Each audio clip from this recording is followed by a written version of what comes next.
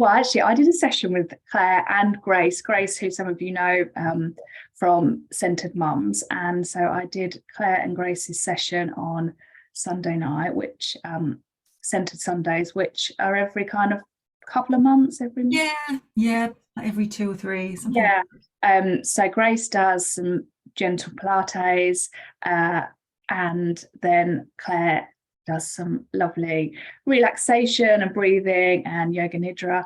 And so I did the session on Sunday, which was lovely. And then I thought, yeah, let's have a little chat with Claire, because she does loads of interesting stuff. And yeah, I think we all need a bit of relaxation, sleep, all the good well-being stuff in our lives right now. So Claire, could I ask you to just say hi and let people know a bit about what you do? Well, hello. And I like our spring colours we've got going on today. Didn't even know. Yes, well, I'm glad you loved the session. We love to do them because it makes that kind of thing really accessible, because it's like we call it a bit of a mini retreat, because you're kind of taking care of the body aspect and then the mind aspect and all those things that we tend to sort of put down the bottom of the list for ourselves. And you can do it in your own home, which is very helpful. There's no need for childcare. And just generally, it's very accessible. And then there's a recording afterwards, so you can kind of continue that in your own time.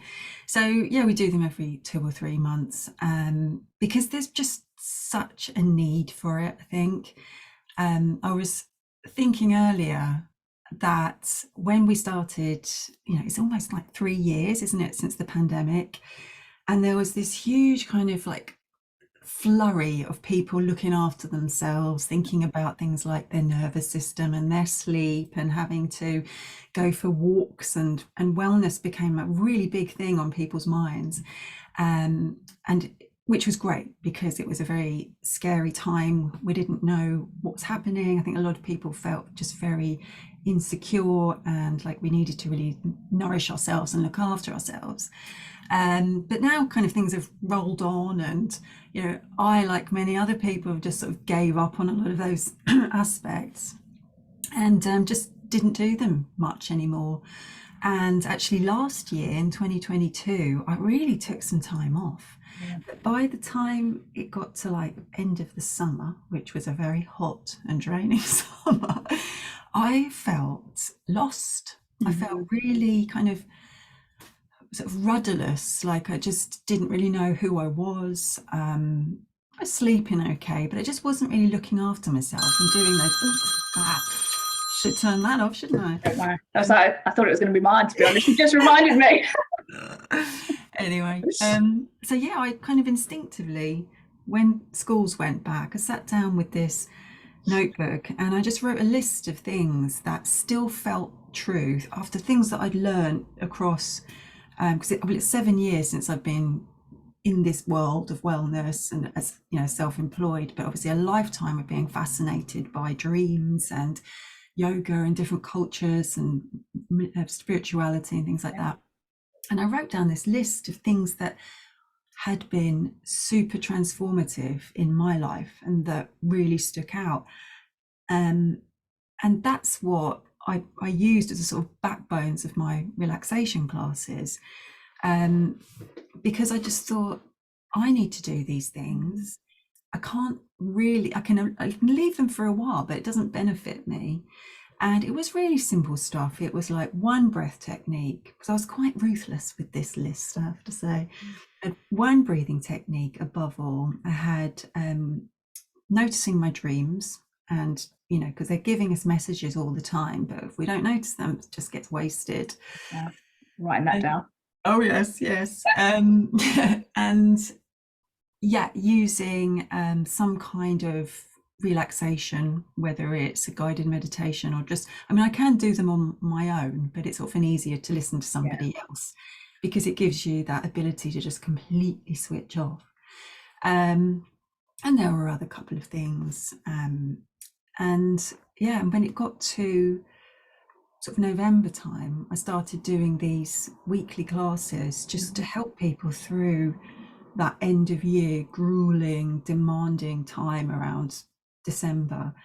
And that's what we would do. We would use breath work. We would take some kind of really powerful teaching or perspective from our own culture or other cultures, and then do visualization practice, which is really helpful for clearing the mind, and then lead into just a lovely long guided practice where it's just no effort for people, because it's very hard to get to that level of relaxation on your own. Yes.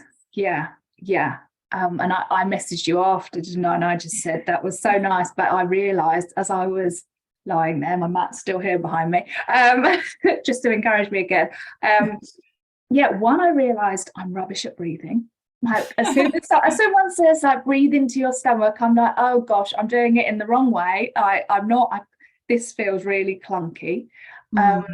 And you also were talking about sort of pausing and stopping and enough to let emotions sort of process or come to the surface, or to move through it almost. And I realized I'm always sort of busy, even if I'm not physically busy, my mind is busy all the time, or thinking about stuff rather than thinking about emotions or processing stuff that's happened in the last few years.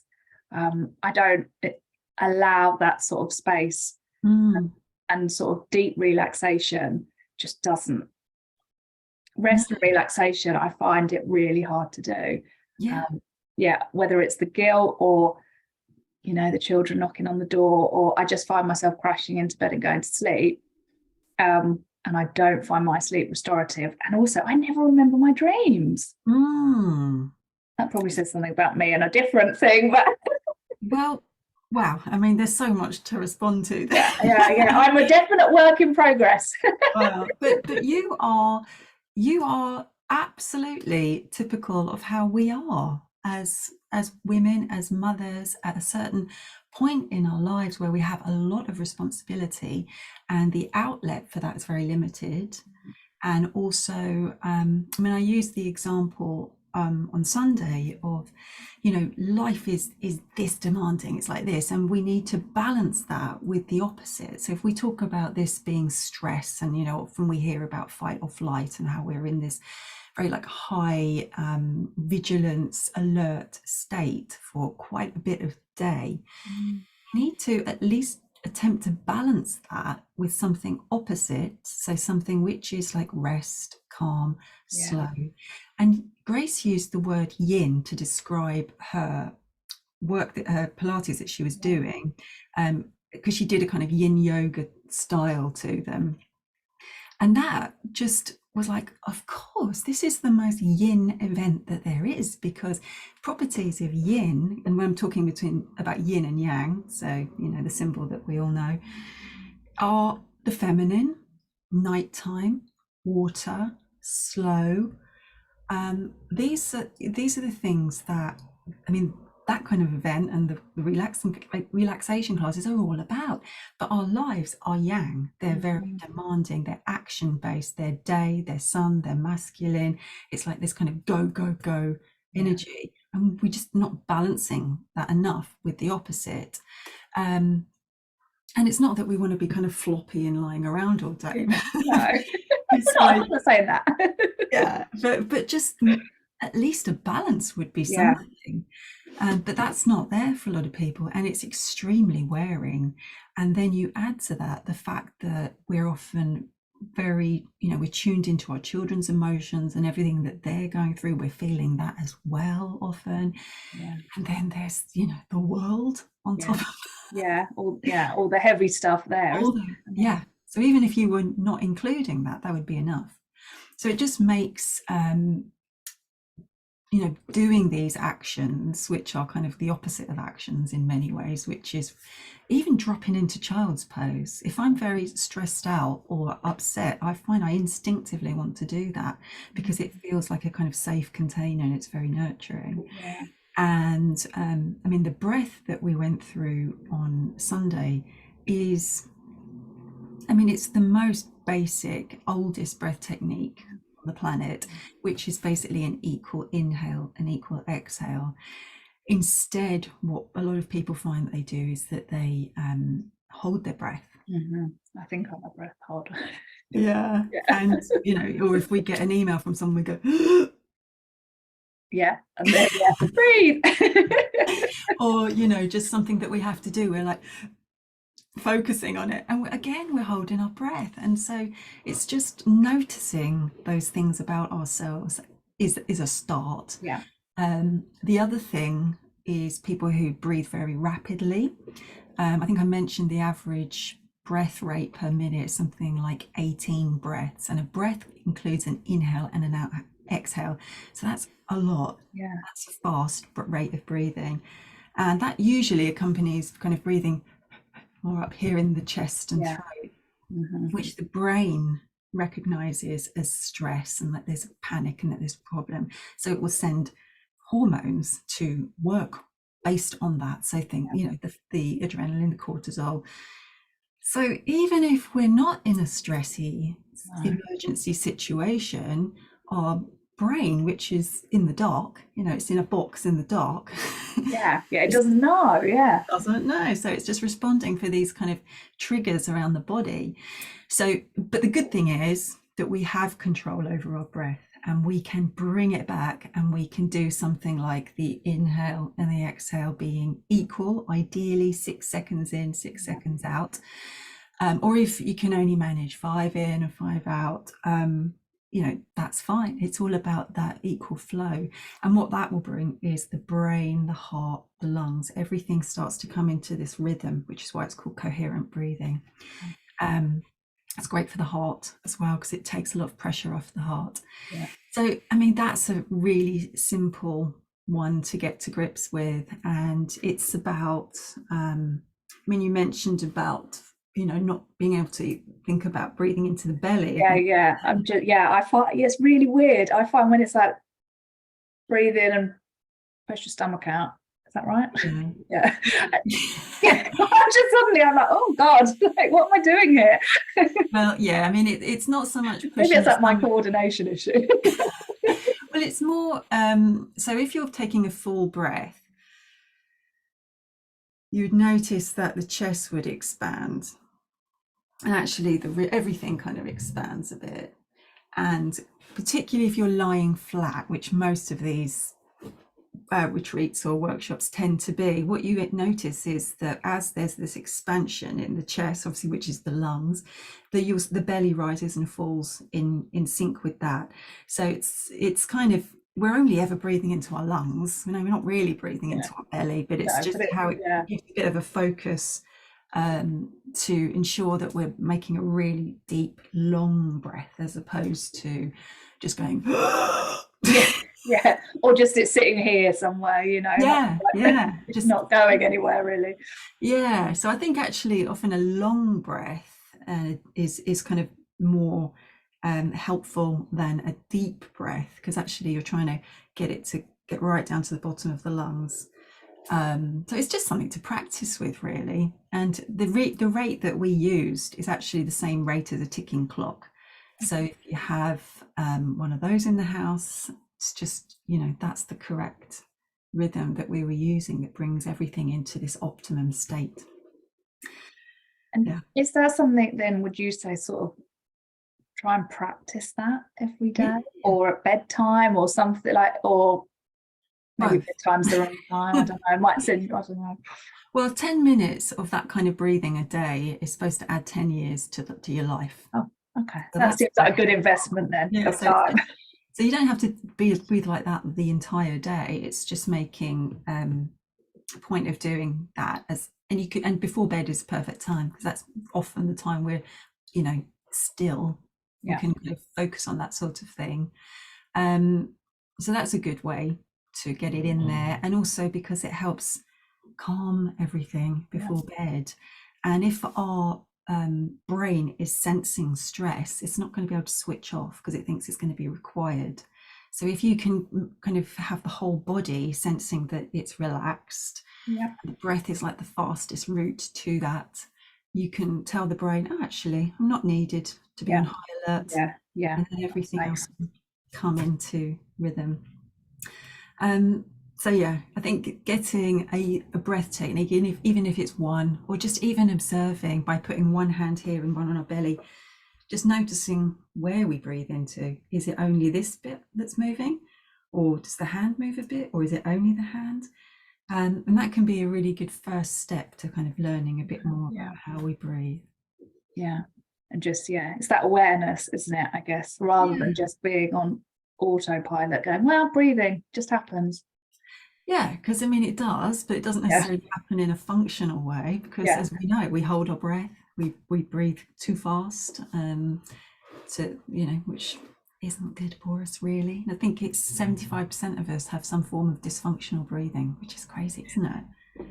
Yeah. And when we know, well, you hear about the benefits of breath work. Yeah. Yeah. Or just breathing as we're designed to breathe, which is actually pretty slow. Yeah. It's actually, if you look at, or if you remember how your babies breathe, they have this kind of a whole expansion in the trunk, really, and you can watch their bellies rising and falling. Babies breathe like pros because they haven't learned any bad habits yet. That comes with stress and just getting out of the habit, really. Yeah. Okay, so that's one thing I need to add to my list. Yeah. Yeah, the breath work definitely, Yeah. and the carving out time for that relaxation and that Yeah. rest.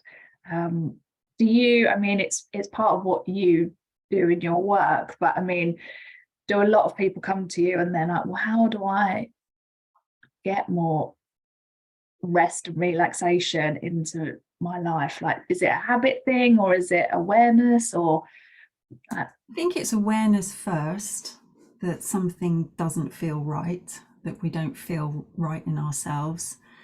And then, I mean, people tend to come to classes. That's how I meet people and how we start talking about this kind of thing, whether it's physical retreats or whether it's online stuff. And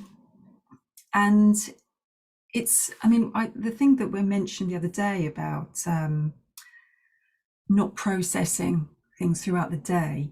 I often, when I have people who come to me for sleep specifically, what I often find is that they don't have any pause points throughout their day whatsoever.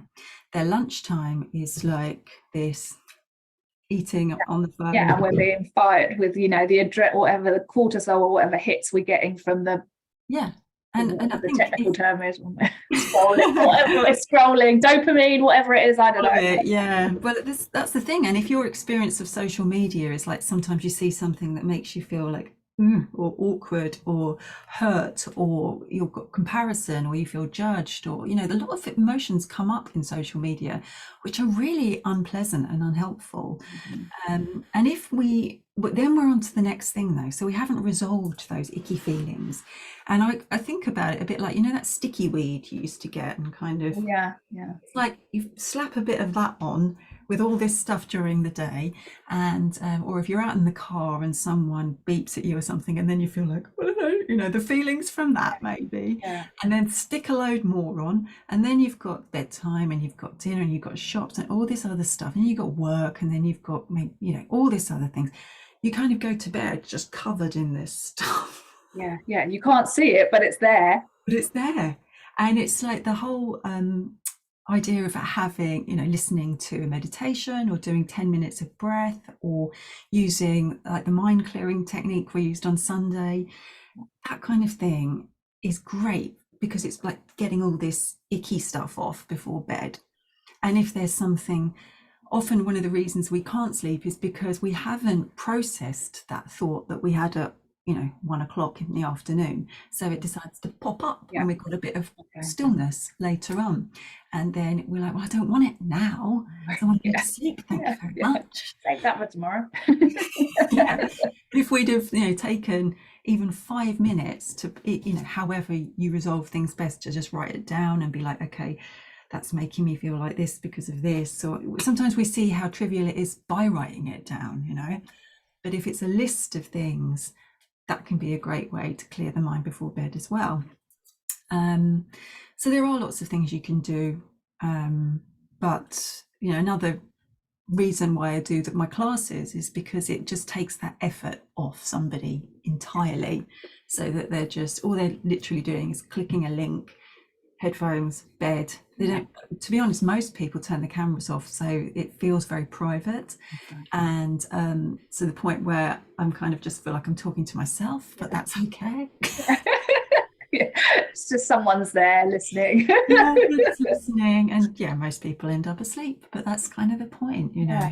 Yeah, and does that matter? Because I know sometimes I've, like on Sunday, I thought, oh, I think I lost you for a bit. I think I zoned out a bit too much and then came back to your voice. Doesn't matter at all. Yeah. No. And I often find on retreats, people, they'll say, oh, I fell asleep. And then you think, well, you came back when we said the practice was finished. So often, because people are so unfamiliar with such a deep state of relaxation, the only thing we can equate it with is sleep.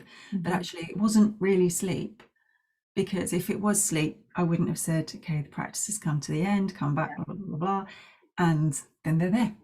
So it's a very different state of awareness. It's quite unique. And if it's new for somebody, they often think they've been asleep, but they haven't really.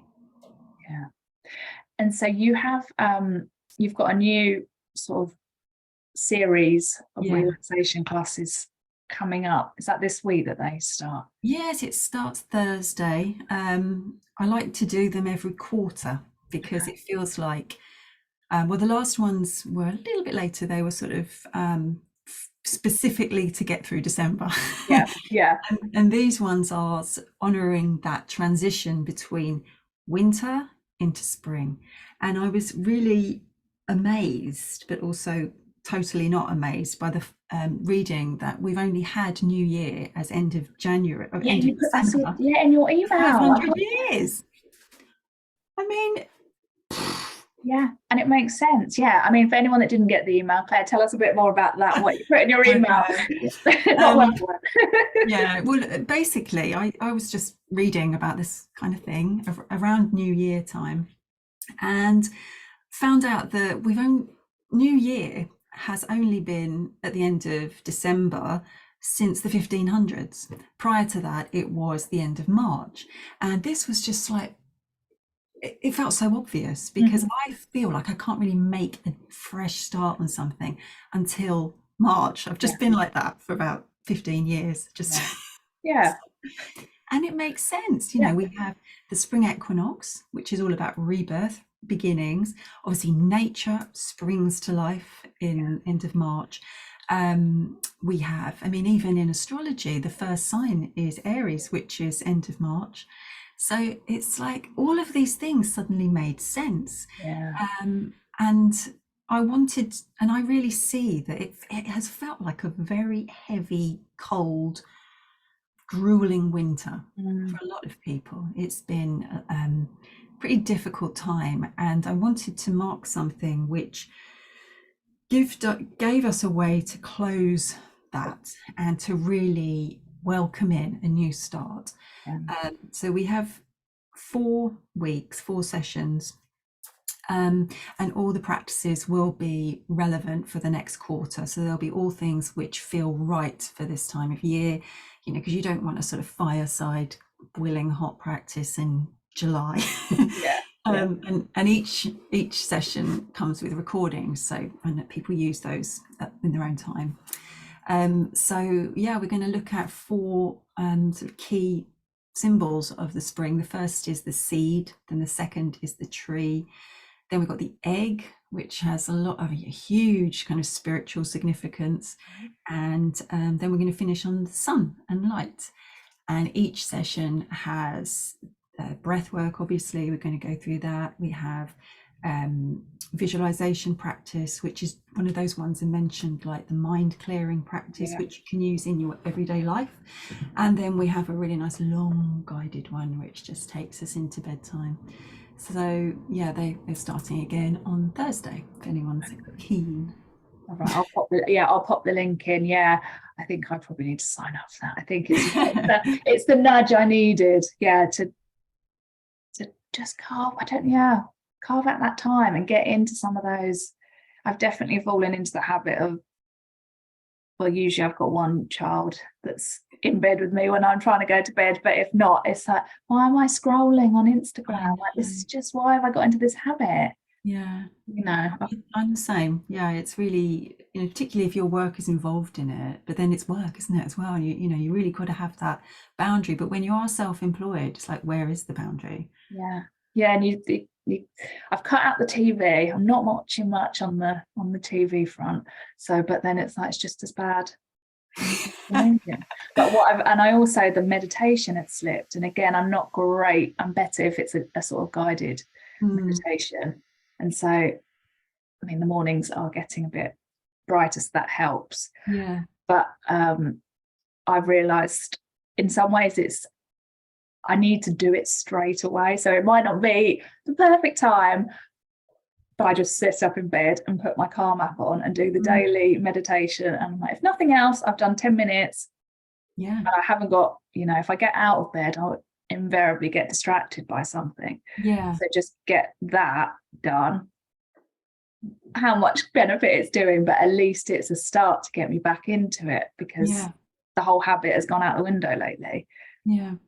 Well, I absolutely recognise that, and it's interesting because in the past couple of years I've been involved in different trainings and things where the idea is to give people the skills to do something. But what you find is a lot of people, they don't want the skill to do something. They just want to be led and guided and experience that letting go and just being able to give responsibility to someone else for an hour or 45 minutes. And that's kind of what my sessions were born out of, is that understanding that sometimes, particularly with mothers, you just don't want to have to take responsibility for another thing.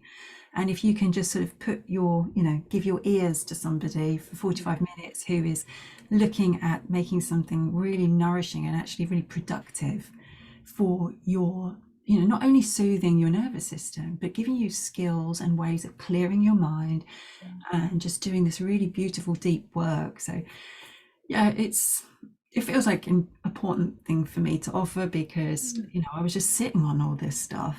And you've got so much, and even when you're talking about sort of spirituality, I think sometimes even that word can be a bit scary for some people. Like sometimes it's that connotations of it being very very strong word for some people, whereas actually it's kind of wrapped up in so much of our life that we're not even sort of aware of it. Yeah, well, I tend to think of it, I'm very much taking my cues from nature and the fact that we are nature, and a lot of people forget that. They think that they're separate, but actually we're not. So if we take our cues from what's happening in the natural world and get more in line with those rhythms, it just, things just feel right. And we do things at the right time of year. Like if you're trying to launch something and be very gregarious in the middle of the winter, it's maybe not the same. Maybe late spring is a better time when we're naturally more sort of outward facing, and just living more in tune with those things. It just makes sense to me. It does. Yeah. Once you stop and actually think about it, you're like, oh yeah, I'm just a mammal. Exactly. Once you get off the treadmill, you start to notice a lot more. You do. I'm just going to quickly, I just realised I haven't looked at Facebook at all. I've been so busy chatting. Oh, we've been engrossed, haven't we? I know. I love a chat. Yeah. I'm just gonna, I can't see any comments at the moment, but just in case my Facebook is running a little bit slow, I will, I can't see any comments at the moment, but if anyone has got any comments or questions for Claire afterwards, I'll put her contact details in and the link for your sessions. I'm going to sign up. I dedicate that time, and that's it. It's like sometimes we're just doing stuff for everyone else, or we think, okay, I can't free up that time, or we just don't always invest in ourselves, do we? Exactly. I was talking about that to Grace this morning, actually, how when I started to do exactly that and put my needs at the top, it not only made everything work a lot better in my life, but also it allowed me to kind of model something for my daughter, which was you know, rather than Yeah. going into the sort of martyr role, which I think I probably have in the past, which no one's happy with that. We're not Yeah. happy. They're not happy. No, well, I've actually noticed hearing my daughters now when they're to each other, and if one asks the other to do it, and then I'll hear them say, "That's going to be a no this time. I'm allowed to say no." And the Yeah. other one's like, "I want you to do it." And she's like, "I'm allowed to say no. It's okay to say no." And I'm like, "Oh God." Isn't that interesting? That's Yeah, so nice though, isn't it? Compared yeah. to, yeah. But I think as well, it also, the more, it's almost giving permission to other women, like Mm-hmm. set those boundaries, or to start saying no more, or to say yes to yourself more. Yeah. If it's happening more around you, the women and the people around you, that it Mm. somehow, not that we need a permission slip, but Well, sadly, sometimes. sometimes we still do because it's so ingrained, isn't it? But yeah, it's. I think something as well. Like I can't bear the word self-care. You know, I know a lot of people are just like, oh God, you know, you've heard it for so Yeah, many that's years. it. Yeah, it's been said too much. It's lost its meaning, and what I've noticed is if we look more about self-worth, that is more powerful in many Yeah, ways, because you can do acts of self-care. You know, you can book yourself in for a facial or whatever, but if you're feeling guilty about it, yeah, if you feel like you're going to get criticized for it, or you're worried about the money, all those, you know, if it's packed with those kind of feelings, yeah. it's not really No, self-care. it isn't. No. And it could be that it takes, you know, looking at where we value ourselves or don't, that Yeah. is actually the really profound act of self-care, which doesn't cost anything. No. No. No. Oh, okay, you've given me a lot to think about, and I'm sure other people. I love all the stuff that you do. I find it really interesting, and I think it's so valuable. Thank you. So thank you for your time today. We didn't even get onto the dream stuff. Oh, we didn't. Oh, no, we didn't. Do you want to do a quick bit of dream? Have you Okay, got time? why not? Let's just chuck Yeah. this in at the end. But yeah, I have, well, for the last few years, I think it was 2020 actually, I started as part of this dream group where Yeah, yeah. we would practice something called Tibetan dream yoga, which is actually very complicated, so I'm not even going to go into that. But there were things about it which really came out, which was to obviously record our dreams, to find ways to have better dream recall, and you can also kind of plan your dreams and all this kind Oh, of stuff. Yeah, but that can all get quite complex, so that's really for another day.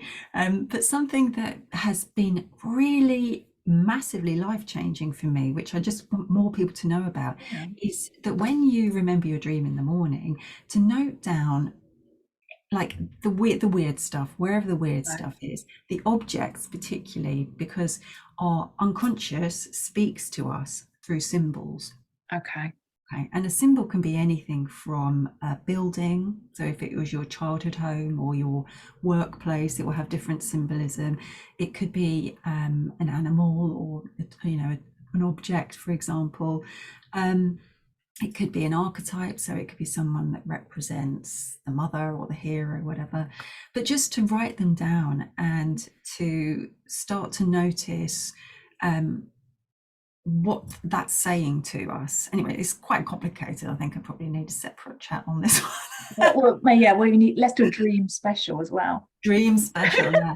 But I'll tell you what, on my Instagram, on the link, there's a free like dream journal Okay. printout. All right, I'll put the link Yeah, on so that grab as well. that, and Yeah. that's a good start, because that's, you write down what was I thinking in the dream, what was I feeling in the dream, where, any location, any people, any objects, that kind of thing. Even if your dream had a soundtrack, because Oh, sometimes if we have a song in our dream, that if you go and then look up the lyrics, there's a message in those. oh. It's And amazing. what about if you're like me and you don't remember your dreams, or Okay, don't think you remember your dreams? What does that okay. say? Or is that Well, some big trauma issue? no, not at all. No, not at all. This is really interesting, because it's almost like now that you've said that, and I bet you will remember your dreams tonight. Okay.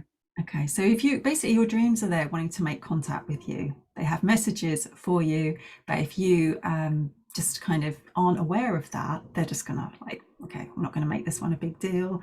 We're just gonna let her forget these ones. Okay. If Right. So maybe I'm not giving permission to the dreams to. Well, it's just you kind of not stepped through that door. But if you decide that because I always have this, people say, I don't really remember my dreams. And then the next day I'll be like, unless it's a really bad one or one of those recurring ones that you seem to have had that you've forgotten an exam. oh yeah. I'm back at uni and I've forgotten an exam. Well, you got to think, why is my dream sending me that again and again and again? It's because you've got to pay attention to it and resolve the thing in the dream. I need to write that one down, the details of that one down. Yeah, but I bet those recurring ones you could write them down off by heart because you've done them about 14 times probably. Yeah, and the physical, like I can almost feel the physical response when I have those sort of feel it in my body. So yeah, start. They're the ones. Okay. Yeah. Because my girls get into bed and they're like, I'm just picking from my dream collection and what I want to start my dream off with, and then they pick in their head what the dream that they want to start off. Especially my youngest, my 5-year-old, she's like, yeah, I'm going to start my dream off with this, and then. And does it happen that way? I don't know. I don't get the full debrief after, but Well, if she's made a habit of it, I guess it works. And there's no reason why it wouldn't, because you can plan aspects of your dream, and you can say, I'm going to dream about this tonight, or can you resolve this for me tonight, and you'll get the dream. Yeah, I guess And some people better visualize. Like some people are more images and some people are more words, aren't they? Does that play out in dreams or? Well, that's interesting, because even there's something called aphantasia, which is where you have no mind's eye whatsoever in the daytime. So if I said to an aphantasiac, what does your front door look like? They'd be like, I don't know. Oh. So that's a one extreme of having no visualization. And then you've got the other extreme where hyperphantasics who can close their eyes and see something like a photograph. And then you've got most of us, which are kind of fluctuating in between. But even an aphantasic will dream in pictures. Okay. So everybody dreams for a start. Not everyone remembers them, but they still dream. And even people who can't visualize or think they can't visualize very well can dream in pictures. And for words or numbers to appear in a dream is really significant, because words, numbers reside in the left hemisphere, but dreams are a right hemisphere thing. So in order for your dream to receive a word or a number, has taken a lot of energy, like a lot of brain power to get that over. So you should really always write that down. Like if you see a word or like the door number or something, or there's a phone number, or something. So that's really trying to get a message to you. Yep. Ooh. Okay, I feel like I need people to comment tomorrow on what their dreams were tonight. Oh yeah, but no, it is fascinating, and it's not for everyone. But I just feel like if it's definitely like a human skill. In the past, people took their dreams very seriously. Yeah. In ancient Egypt and ancient Greece, they had dream temples, sleep temples, where people would go, ask to receive a certain dream to heal them of something, and then they'd have it, and then they'd go home. Wow. I know. Yeah. It's another bit of creativity, I guess, isn't it? Another part of us that doesn't always get explored. Barely. Yeah. Oh yeah, we might have to come back to that and do a bit more of that. Yeah. We'll get your sheet. I've called it the Dream Deets cheat sheet. Okay, all right. I'll put the link on. Start. Okay. For people. And then we can come and discuss what you've found out. Okay. Brilliant. Love it. Okay, well, thank you, Claire. Is there anything I've missed off the list? Anything else? Oh, so much, but enough for now. We don't want to overwhelm everyone. So yeah, I'll put all the links on. If anyone's got any questions for Claire, and I'll put all the ways to get in touch. Are you mainly on Instagram or? Yeah, I am. Yeah, I'm between websites, and I'm thinking I'm not ready to build another website right now. Yeah, commit to another big thing. No. Okay, all right. Well, I'm going to say bye to everyone that's watching, and if you're watching on catch up, let us know. Let us know about your dreams as well. Yes. So yeah. Okay, everyone. Take care. Bye. Bye.